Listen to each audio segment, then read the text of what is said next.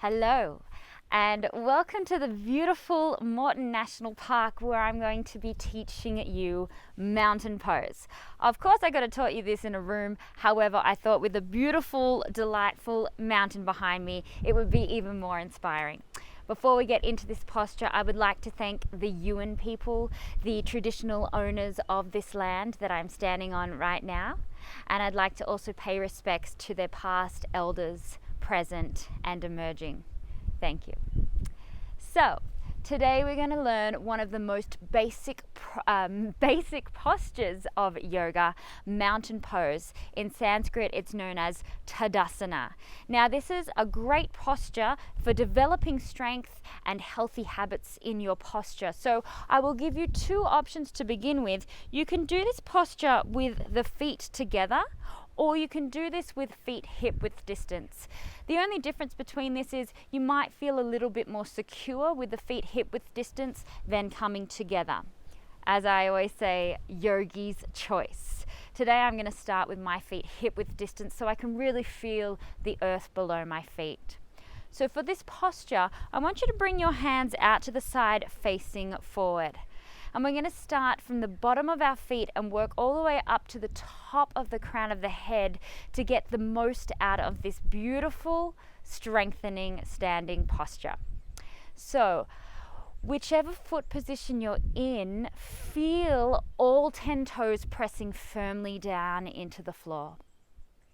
I also want you to feel firmly into the big toe, the second toe, the third toe, the fourth toe, the fifth toe ball joints. So they're all anchoring down as well. As well as this, press your heel down into the earth. Your heels, I should say, into the earth. Then in contrast, I want you to think of the arches of the feet lifting up towards the sky. This will draw energy and start to activate the little intrinsic muscles inside of the feet. Then you'll draw energy up through the ankles, through the calves.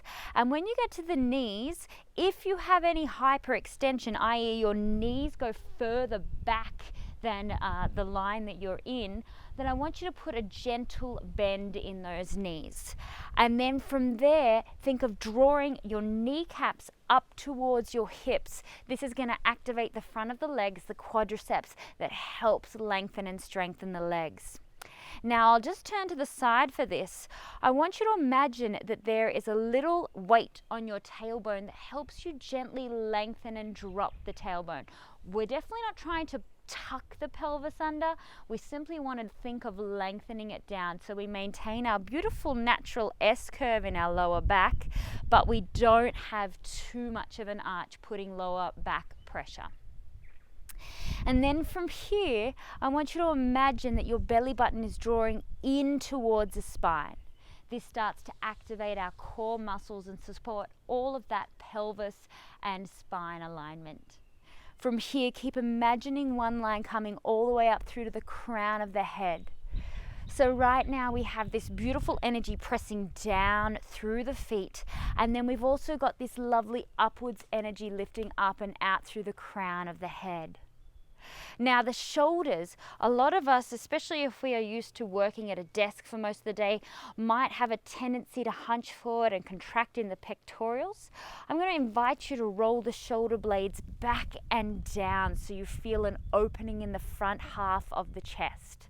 We want to feel that we are strong and proud and as strong as a mountain, as this posture suggests.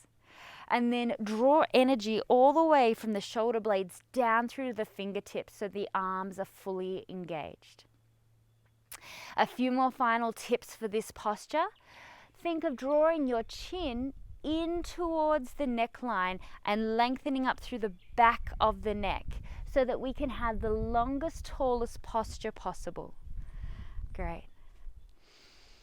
And then spend the next few breaths here just thinking up and down in energy, expanding out and in energy, extending fingers towards the earth, lifting the crown of the head up towards the sky, shoulders down to the earth, belly drawing in, 3 more deep breaths, and I invite you for these final 3 breaths to maybe close the eyes. So you're really testing out your core and finding your balance without using your vision.